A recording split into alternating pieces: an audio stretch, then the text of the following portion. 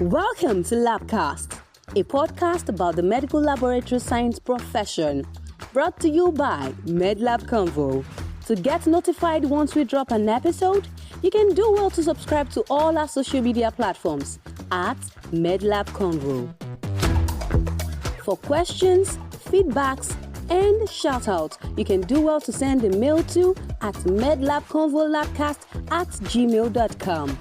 Thank you for listening.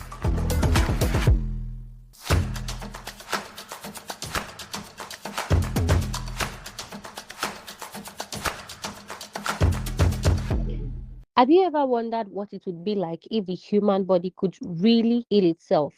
Not just scab over a wound or bounce back from a cold, but actually regrow damaged tissues, organs, or even nerves. It sounds like fiction, right? This isn't fiction, it's regenerative medicine in motion. The science of regenerative medicine is bringing us closer and closer to that possibility. Imagine restoring sight, reversing paralysis, or healing a failing heart, all using cells from our own bodies. At the intersection of biology, biotechnology, and clinical medicine, regenerative medicine aims not just to treat, but to restore. And at its core, stem cells, the unspecialized powerhouses with the potential to become virtually any type of cell in the body. Today's Labcast episode is all about that frontier. We are talking about regenerative medicine and stem cell research, what it is, why it matters, and how it's shaping the future of healthcare. To help us unpack this fascinating and complex topic, I'm joined by my co-host, Precious and Dr. Olaleye, a medical laboratory scientist and a researcher in stem cell therapy and regenerative medicine. Here's a little information about our guest today. Dr. Olaleye Olajuyin is a PhD student in the Graduate School of Biomedical Science and Engineering at the University of Maine, where he conducts research under the mentorship of Dr. Ian Drummond.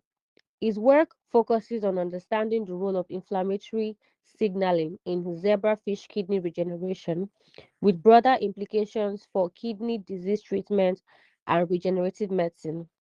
Beyond research, Olajuwon is committed to mentorship and education. He has trained undergraduate and summer research students in laboratory techniques and experimental design, particularly in regenerative biology. Thank you so much for joining us today, sir. Yeah, it's a pleasure to be here. Thank you. All right, so let's dive into the discussion for today. So, to start off, what exactly is regenerative medicine and how does it differ from the way we normally treat diseases? Yeah, okay. So I think I'll try as much as possible to explain this so everybody could understand what we're talking about. To be honest, regenerative medicine is the big deal. And I think in this century, this is the type of treatment we are trying to use to cure as many as possible diseases. So regenerative medicine, branch of biomedical science, or you can say branch of medicine that focuses on complete repair, total replacing and complete regeneration of damaged tissues, damaged organs, in order to restore normal function to those organs or those tissues.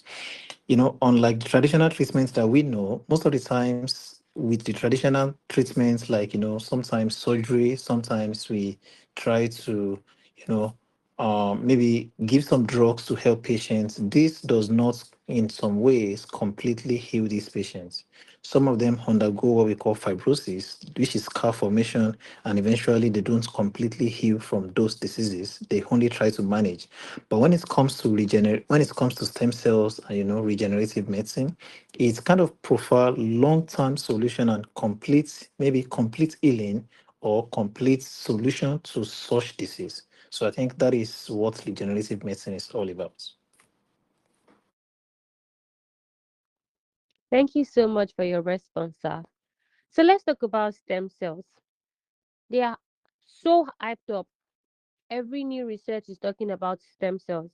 What exactly are stem cells and why are they so important in regenerative medicine? Yeah, stem cells are a big deal. I say that because, one thing we must first know is that stem cells, I know is a very broad topic because there is a lot of or types of stem cells that we have, but we'll just come down to these are cells that have the capacity to kind of differentiate. We call them undifferentiated cells. And we also call them cells that have the capacity to undergo self-renewal in such a way that these are cells that are fresh that can decide to differentiate to make maybe tissues, make organs, make nerves, make blood vessels. So these are cells that they kind of have the capacity to do that. They are very essential for growth, for development, for tissue repair. And even in the case of injury, they can help to complete heal from injury. In case of regenerative diseases, they have the capacity to help to complete heal from such diseases. So two things that are important to know about stem cells are these are cells that, of course, they are resident in us, either during birth or maybe in adults sometimes. But what they do is that they have the capacity to differentiate. So they can differentiate to form organs, to form tissues, to form blood vessels, to form any organ you can talk about. At the same time, they are self-renewal. Self-renewal in such a way that even if those cells differentiate, they still keep themselves. Those are basically what we know about stem cells. These are undifferentiated cells that have the capacity to form any forms of organs in the body. At the same time, they have the capacity to undergo self-renewal. This is the only cell in the human body that can do that. Hmm. Interesting. So can you tell us like a story or share a real world example where stem cell therapy really helped a patient? Hmm. I think, to be honest, there have been a lot of cases in which stem cells have really helped patients. And most of this interesting adventure has been in the United States, maybe in some more advanced country, but basically in the United States, you know, there is a patient who is called Paul Edmonds. His story is on internet. So Paul was 68 years old. He was diagnosed of acute myeloid leukemia, AML, at the same time HIV. So this patient is HIV positive at the same time currently have blood cancer. You can just call it blood cancer. So at the time in 2019, they kind of performed a surgery in which they kind of do stem cell transplant to this patient. So interesting thing is that the donor of that stem cell carries a particular rare mutation. So this mutation is kind of resistant to HIV. The donor of that stem cells. So once the patient donates the stem cells and they kind of transplant that stem cell to the patient, what was interesting is that number one, this patient was ill from cancer. At the same time, the patient started to produce blood that are not HIV positive. In that situation, HIV was not detectable in the blood. At the same time, the patient was healed from blood cancer. And this was possible because of stem cell transplant in the bone marrow. So, which is kind of quite fascinating. And, at the same time, I think there was a case in year 2017 too, also I think in Australia, where they also perform these stem cell transplants, bone marrow stem cell transplants to a leukemic patient. And from since 2017 till now, the patient did not relapse. So the patient entered complete remission from cancer. So yeah, I believe stem cells have done a lot of great job and amazing things. Yeah. What a fascinating story that is. Like you mentioned earlier, that there are different kinds of stem cells. We've heard of the embryonic stem cell, adult stem cells, induced pluripotent stem cells. What's the difference between these stem cells and how is each one used? Oh, okay. So I think I'll try as much as possible to break this down. So just like you said, we have different type of stem cells. We have the embryonic stem cells, we have the adult progenitor cells, and we also have the induced pluripotent stem cells. So one thing you must understand about their pluripotent cells. So the meaning of pluripotent is that these cells can decide to divide and form any part of human body in such a way that they can decide to form the organs, to form the nerves, to form the blood vessels, to form. So these cells are kind of pluripotent, so they can undergo self-renewal at the same time.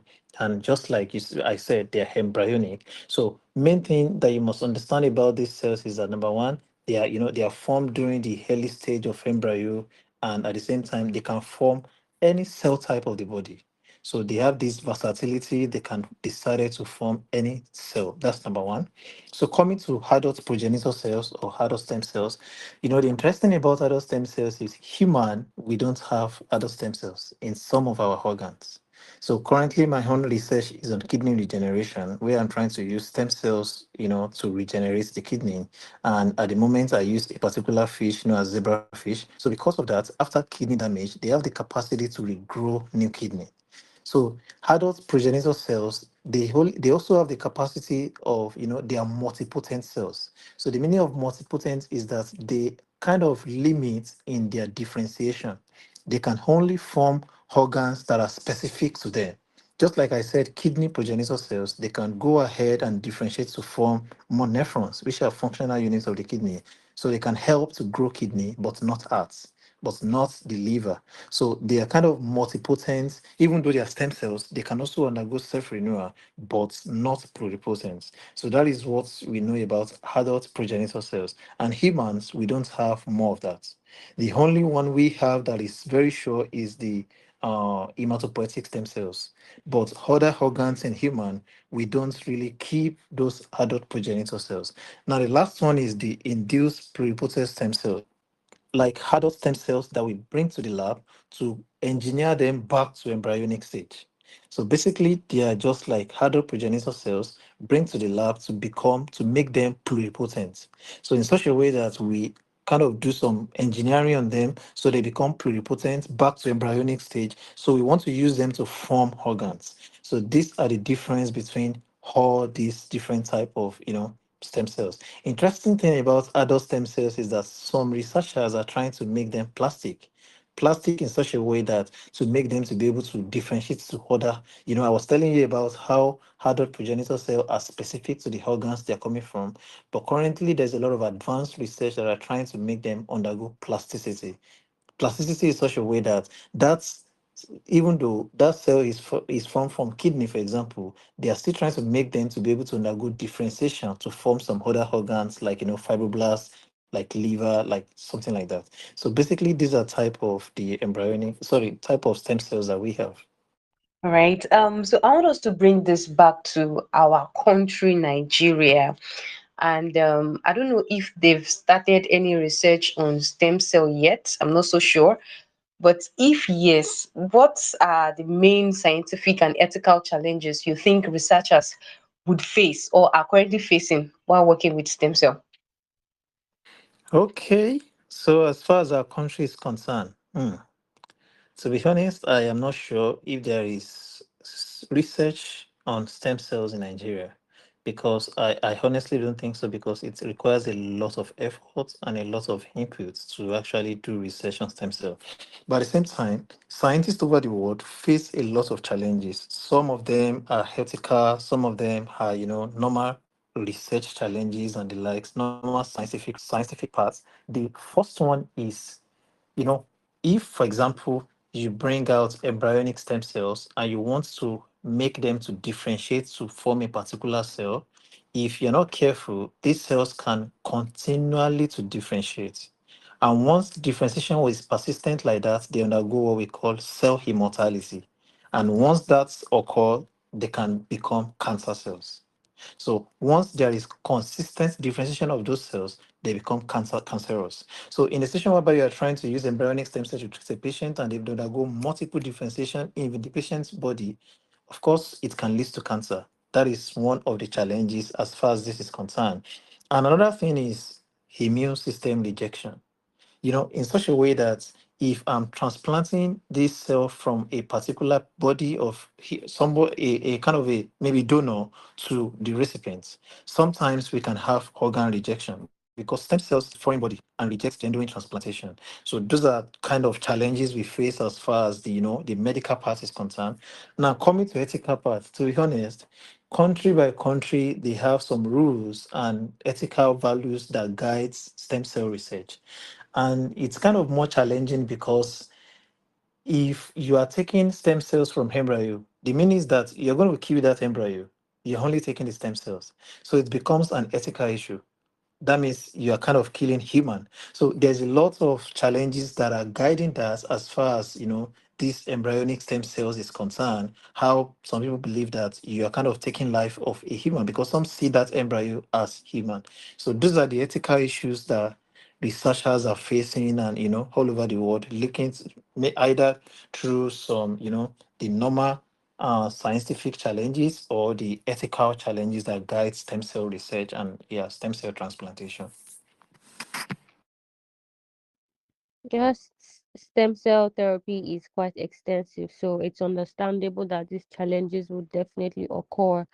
And just some minutes ago, you talked about stem cells that can be used to create lab organs like the kidney, and sometimes they can differentiate to form other organs like the liver or the fibroblast. So how close are we to do these stem cell created organs? Do they really exist? Have we gotten to that point where they are actually working organs in the laboratory? Hmm. I went for a conference last month, in New Hampshire. It was strictly a regeneration conference, and I saw a lot of fascinating research. People were doing a lot of interesting work on stem cell regeneration, stem cell research. And what is kind of interesting is some we're already getting closer with some, just like skin regeneration, especially skin regeneration. There's a lot of interesting work being done in the lab as far as skin regeneration is concerned. But I won't deceive you, there is still a lot of challenges and a long, I can say like fine, the research is advancing, is going forward, we're discovering a lot of interesting things, but we still have a long way to go. In most especially when we are trying to create a big organ like the kidney, the liver, the heart, we still have a long way to go. It's just basically like, okay, for example, in our research institute here, some people use organoids. Organoids are also like this induced pluripotent stem cells. We bring them to the lab, we grow them to form a kid. For example, sorry, I'm mentioning kidney because that is my area of focus. So I just try to use kidney as a point every time. So, for example, if you are trying to grow a whole kidney in the lab, so you need a lot of things. Number one, blood vessels. So as you are trying to grow those organs, you are trying to also make them have blood vessels. The cytoskeletons, the extracellular matrices, the fibroblast cells. It's challenging. I'll be honest with you. It's challenging for you to get that complete functional human kidney to grow them in the lab because it is not just the tissue you are growing. You're also growing. They need blood vessels to survive. They need extracellular matrices to hold them. They need cytoskeleton to hold them. So you are trying to do all these things at the same time. So we are still far from that, but I believe we are getting closer. But when it comes to like skin, blood vessels, organoids, I think there's a lot of progress that has been made as far as that is concerned. But I believe research is still going, it's still going on as far as that is concerned. So it's still going to take like years or decades, but I believe we are somewhat close to that. All right. You made mention of, harvesting embryonic stem cell from an embryo. So does this raise ethical questions? How does researchers and institutions, how do they deal with these issues, especially in places with different laws? Let's use Nigeria, for example. Harvesting an embryonic stem cell from an embryo, it means killing the life. Yes, killing the life. So how do you think we can actually deal with this? Okay, so just like I said earlier, there is still a lot of ethical issues with stem cell treatment, stem cell therapy, stem cell research, and all. There's still a lot of ethical issues, right? And this is different from country to country. Some countries are very strict as far as this is concerned, while some their rules are not really very hard. So, just like I said, it raises question because when you have embryo is formed at least when the spermatozoa and the egg and the whole is it oocyte now comes together to form the zygote.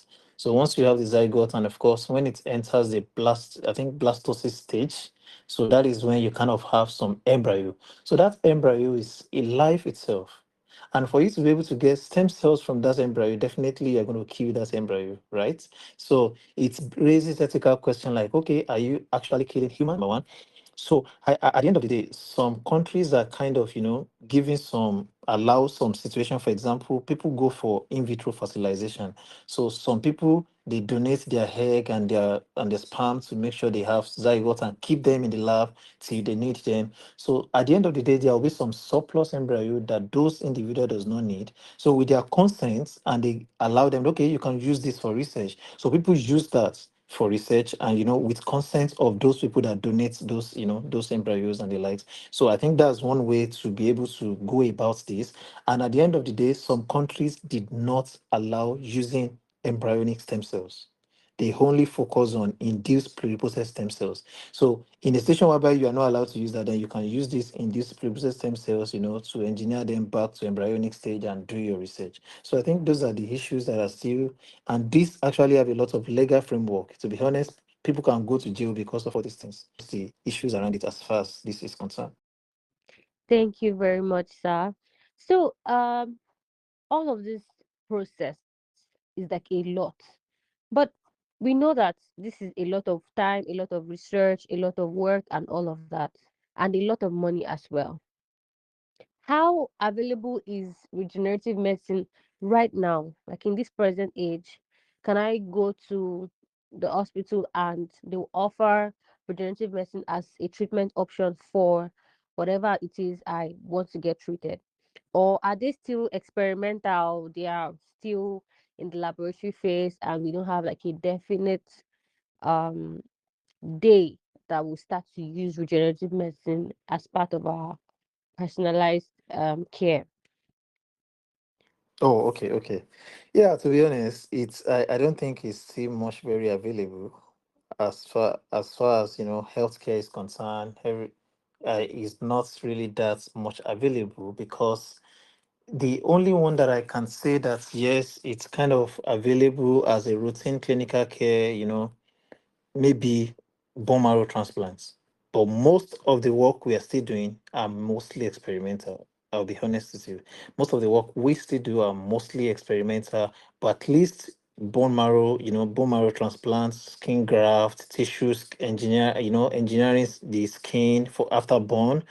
Sometimes you have platelets rich plasma that we use to treat some patients by injecting this to them. So I think those are the ones that are still much mostly some, like those ones I told you about, the organs that were grown in the laboratory, kidney, hearts, liver. These guys were still in the experimental phase. And at the same time, there's still a lot of clinical trials that have grown on. In fact, many clinical trials have failed as far as this is concerned. But despite that, there is still a lot of all these still there. So basically, I would say that some are available, just like I said, the blood, what's it called, stem cell, bone marrow stem cell transplantation, skin injury, and all these are readily available. But when it comes to the big guys, the organs in the system, we are still far ahead a bit, and most of the work we are doing are still mainly experimental research, and yeah, so.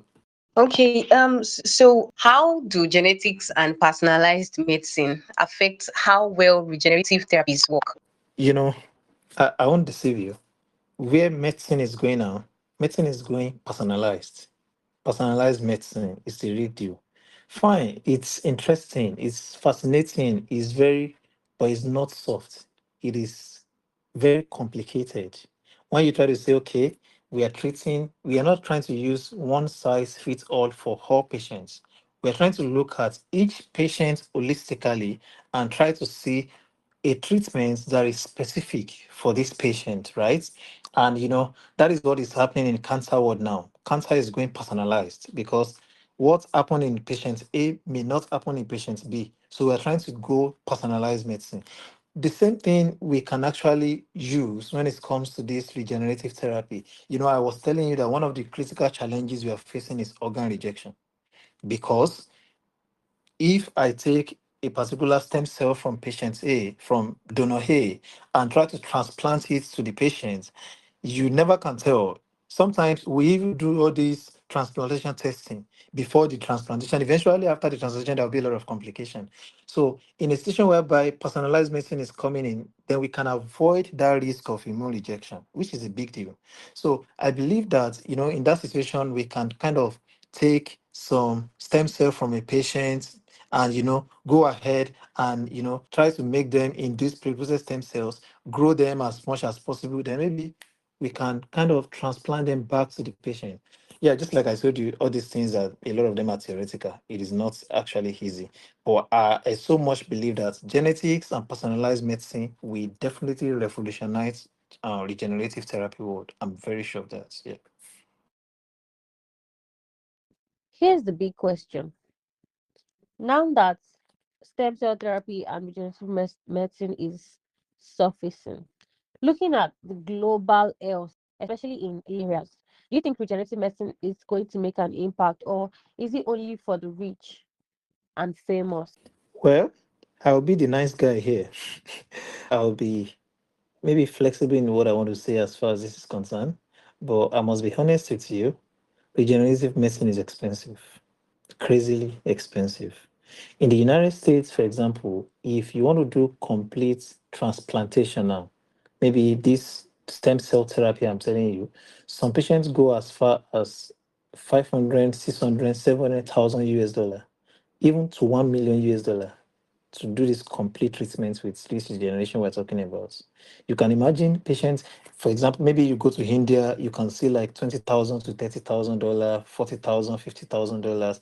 But in the US, 500, 600, 700, $1 million to do all these treatments we're talking about. So crazy. The cost, the complexity, the infrastructure you need, the personnel you need, it's I can say all these things are still available in developed country, and eventually it's going to be accessed by the rich guys, people that have the money. And but well, when it comes, however, maybe with innovations, with a lot of simplification of techniques, maybe some lower cost version of regenerative treatments, maybe this may emerge over time. And with this, I believe that it can kind of help to be able to be accessible to some low income country, to people that are not that wealthy.